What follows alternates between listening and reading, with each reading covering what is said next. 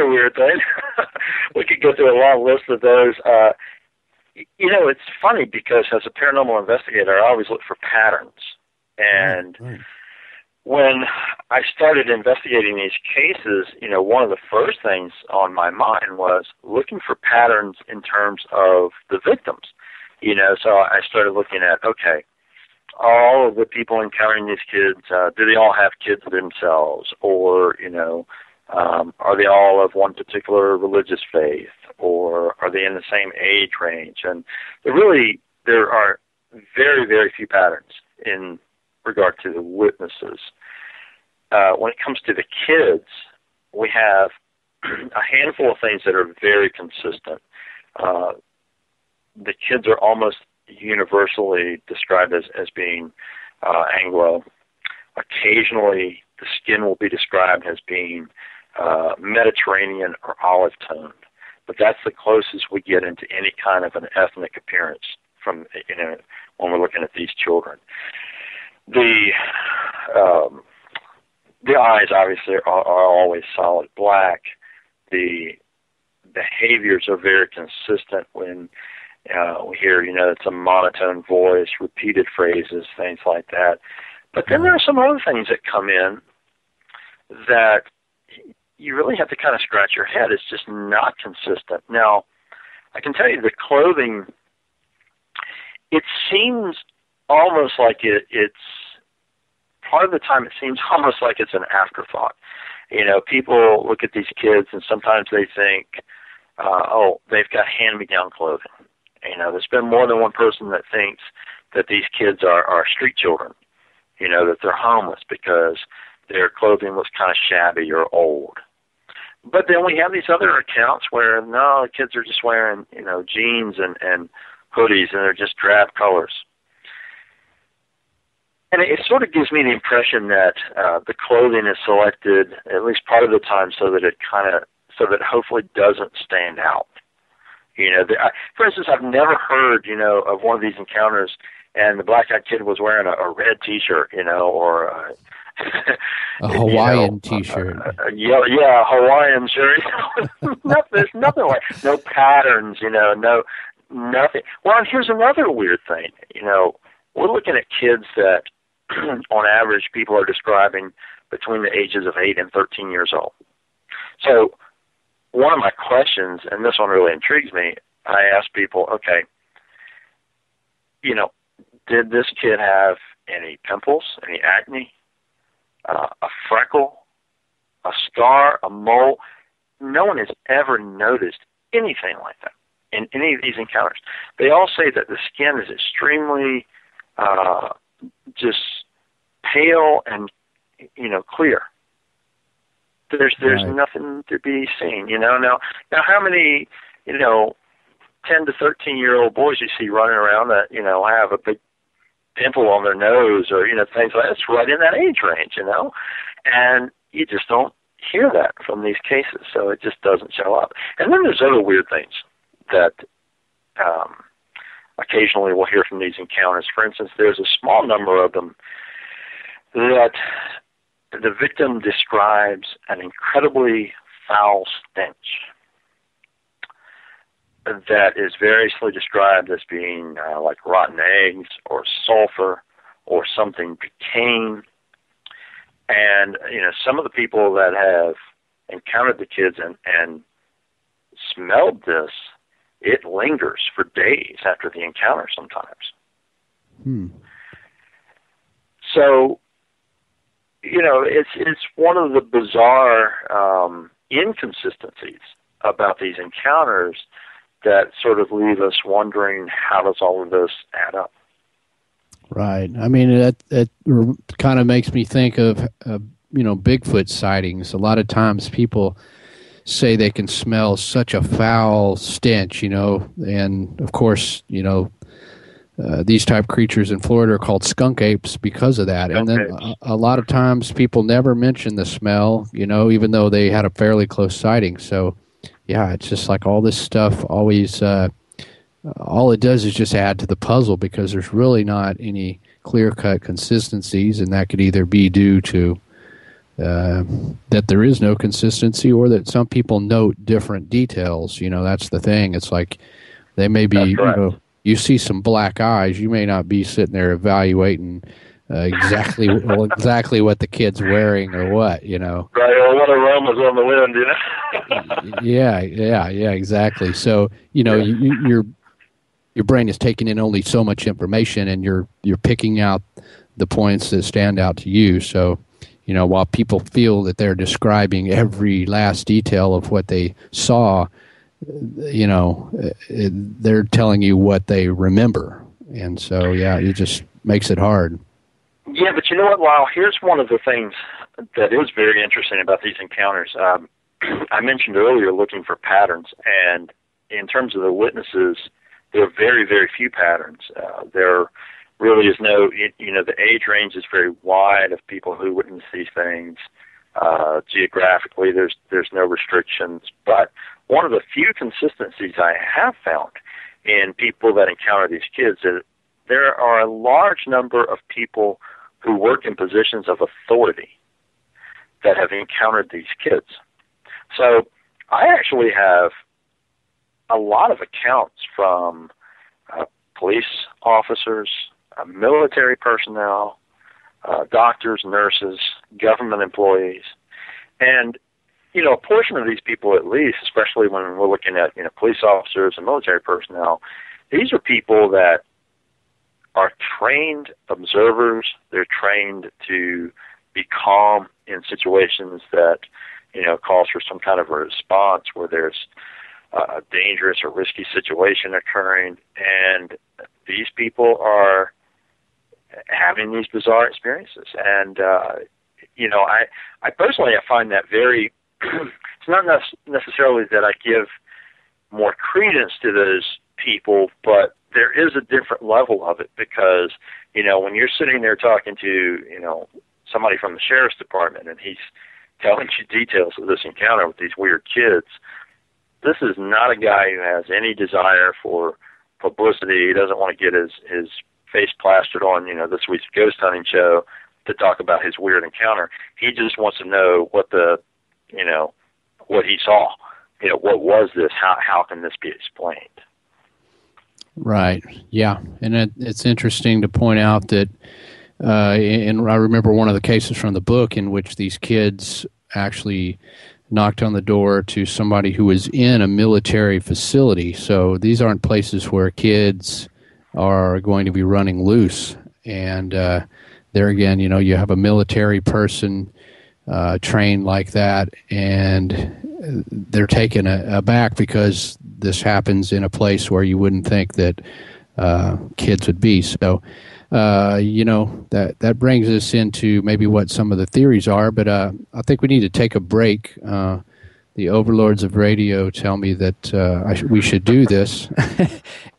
And maybe when we come back, we could talk a little bit about some of your other research, and then we could get back to what are some of the theories about the black-eyed kids. So I guess we'll launch into the break now. Welcome back. We're talking here with David Weatherly, author of The Black-Eyed Kids. And just before the break, we were talking about his book and the phenomenon in general. But prior to this book, you've got a lot of years of research in the paranormal. Won't you give us just a little breakdown on what you've worked on previously, or what are some of your favorite topics you've covered over the years during your investigations? Well, I guess that depends on really what area we look at, because when I got involved with the paranormal, it was back in the 70s, and back then. Are you a vampire? You do not look old enough to be out researching in the 70s. I'm just saying. No, I got, I was interested in the stuff growing up and as a kid, and then by the time I hit my teens, I was out actively investigating and researching, and I grew up in a rural area of North Carolina, and I just got hooked on this stuff. Nobody else around me was interested in it or pursuing it, but I was doing everything I could to find material to read, and back then even that was limited. But I found things like Eric von Däniken, wrote about ancient alien theories, and John Keel, who came along and wrote, of course, the book on the Mothman, and a lot of other fascinating material, and Hans Holzer, who was a very prolific writer in terms of haunted sites and ghosts. So I was just absorbing every bit of this stuff that I could. And, back then you used the term paranormal and people knew that you meant, the whole spectrum of it, whether it was UFOs or cryptozoology or haunted sites and everything else. And it kind of irks me a little bit that, the last several years the term paranormal has kind of been co-opted by the ghost hunting shows. And a lot of times now, if you use the term paranormal, people say, well, you're a ghost hunter. I'm like, well, no. One, I don't like the term ghost hunter, and two, it's not just haunted sites that I investigate. It's the whole spectrum of the paranormal. Paranormal is essentially, beyond the norm. So, but, in terms of research, gosh, it goes in cycles a little bit, I guess. In recent years, my real fascination has been for areas that are paranormal hotspots. For instance, I lived in Utah for a long time and did a lot of research in the Uinta Basin of northern Utah, and that is, for people who have heard of it, it's the location of the infamous Skinwalker Ranch, for instance. But the whole region, it's a very large area. And what you find is that there is just so much different phenomena that occurs up there. There are an incredibly large number of UFO sightings. There are Bigfoot sightings, big cats. There are a lot of haunted sites there. And it really fascinates me. I think that, in terms of the paranormal, I think the best way to approach it is in a very holistic manner, and to understand that we have to look at these sites where a lot of things are occurring and begin to ask questions. One of my favorite spots currently, the last couple of years, is the Superstition Mountains of Arizona. And, exploring that region, you go into it, it's a creepy place. It just has a really weird vibe. There are all these Native American legends that are associated with the Superstition Mountains, for instance, about, there being some kind of creatures that live under the mountain or under the earth and come out in that region and abduct people. There are UFO sightings. There are cryptid encounters. So, to me, that's kind of a fascinating area of study, to look at these places and to question why. Why is so much encountered here in this one particular location? And for a long time, the organizations would avoid things like this. For instance, you call MUFON and you report a UFO sighting, and you can sit there and talk to the person and start giving all these details. Well, just for kicks, throw in that you also saw a Sasquatch. Right. They're not interested in talking to you anymore. Oh, no, it's a crackpot. I'm sorry. We can't deal with this. Click. But you'll get the same thing from the Bigfoot organizations. Oh, we're totally fascinated. You saw a Sasquatch. Where was it? What happened? What did you see? A UFO. Talk to you later. Yeah, so, it might be derivative. It just seems like, as times progress, people specialize, and that's exactly what it is. People specialize, but you don't have those sort of all-encompassing researchers like John Keel, that strange creatures from time and space. Right. He's covering it all. Yeah, and it's and he was one of my big inspirations. Reading his stuff early on. I mean, this guy looked at all of it and said, "No, there's something weird going on here, and it's all connected somehow." I'm not necessarily convinced that it is all connected everywhere, but I definitely do believe there are connections, and that we have to approach it that way to understand it at a deeper level. And I saw the whole the whole thing with the development of organizations over the years, and it became, sadly, very political. Because the Bigfoot guys want to organize, and they want to, profess this is their one particular paradigm. That's all they want to hear. They only want to hear cases that fit the possibility that this is a giant undiscovered ape. And anything outside of that, they're not interested in it.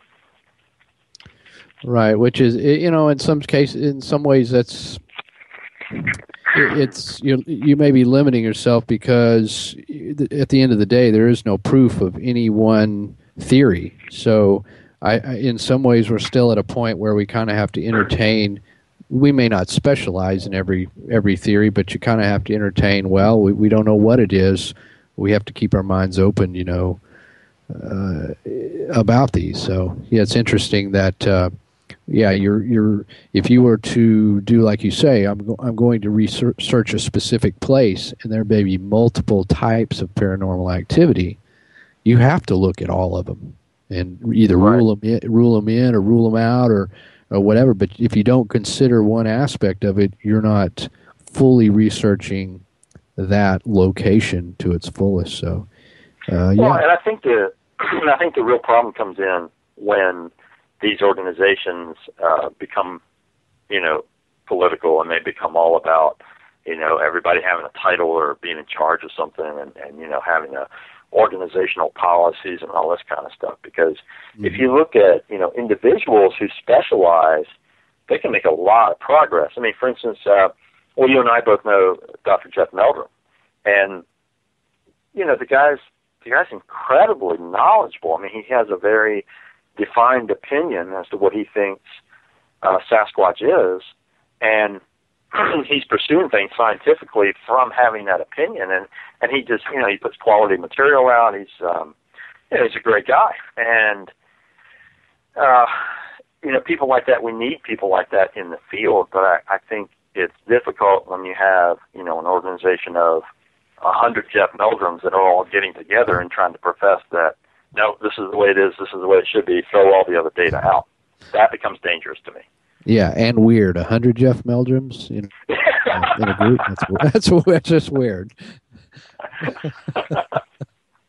But, that's why I have, I'm my own organization, because I am El Presidente of my research group, and That's right.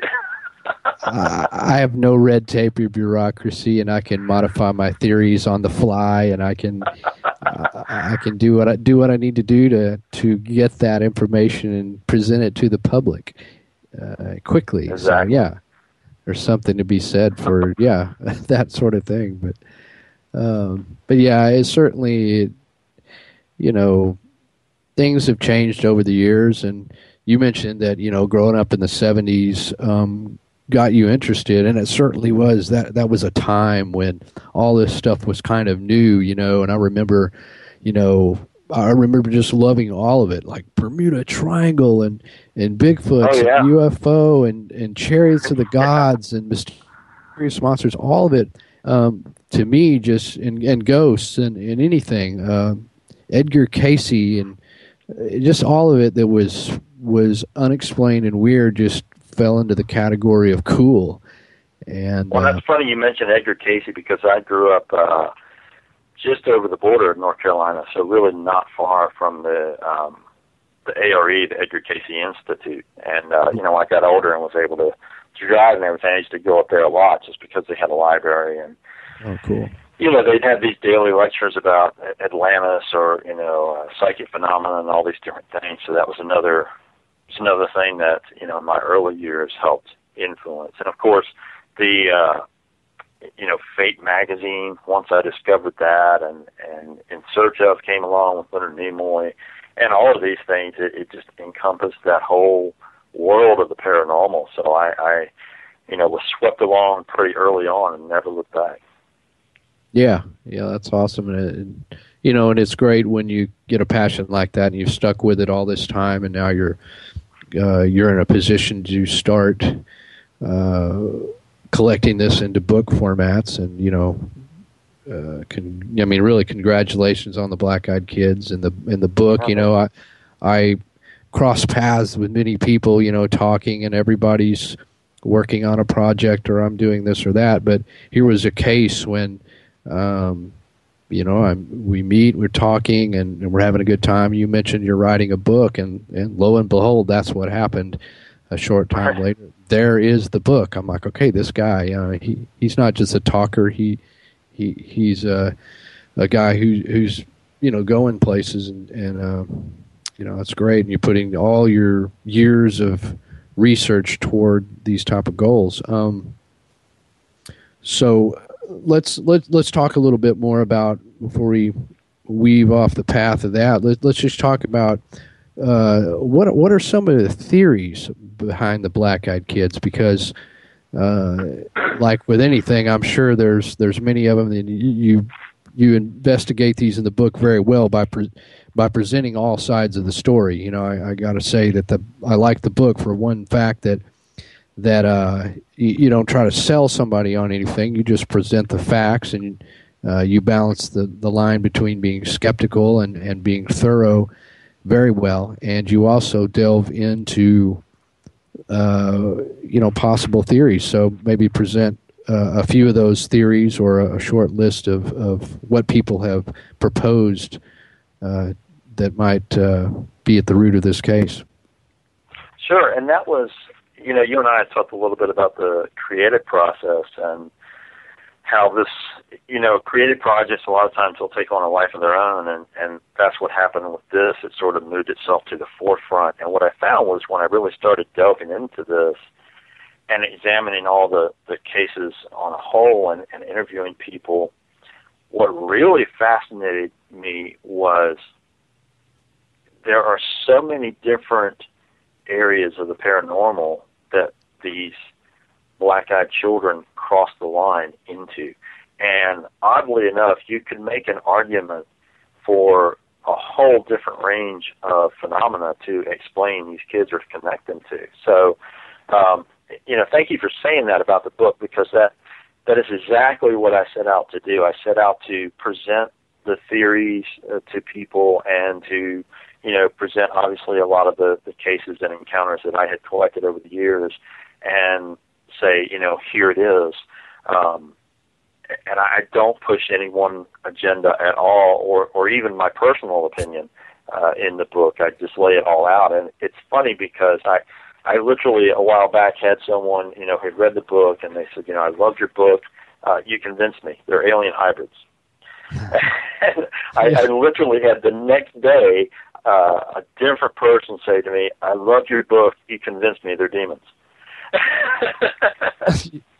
And, I remember hanging up the phone. I was like, this is exactly what I wanted to accomplish, So as far as the theories, it's the two I mentioned, alien hybrids, alien-human hybrids, as they're sometimes termed, and demonic entities, are by far the two most popular theories to explain what these children are. Now, you can look at a number of things to understand that. The cover itself of the book, a friend of mine, Scotty Roberts, did that cover, and it's funny because I gave him the material. He had read the book, and he came up with that on his own. It's nothing that I had in my mind at all, and it just struck a chord with people.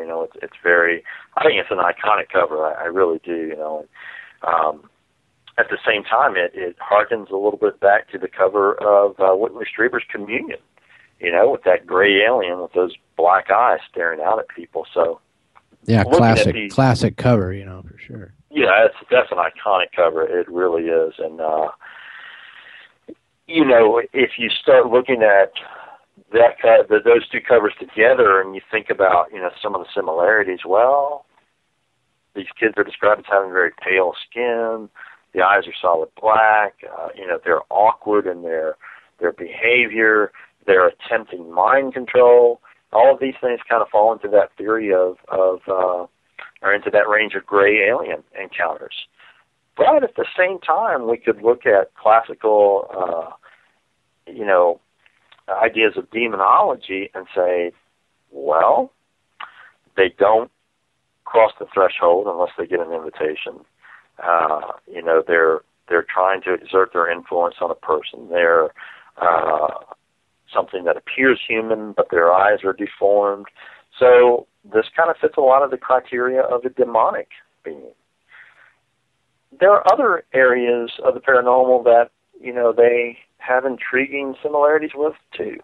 For instance, Nick Redfern, who's a good friend of mine, he and I have talked about this and the commonalities between the Black-Eyed Kids and the Men in Black. There's just some, real curious commonalities. For instance, the awkward speech, the apparent inability to use common objects. There's a famous story about a man in black being confused by a fork, by being handed a fork. And, here we have these Black-Eyed Kids show up. They don't even seem to know what the doorbell is. Right. They're like mini Men in Black. Which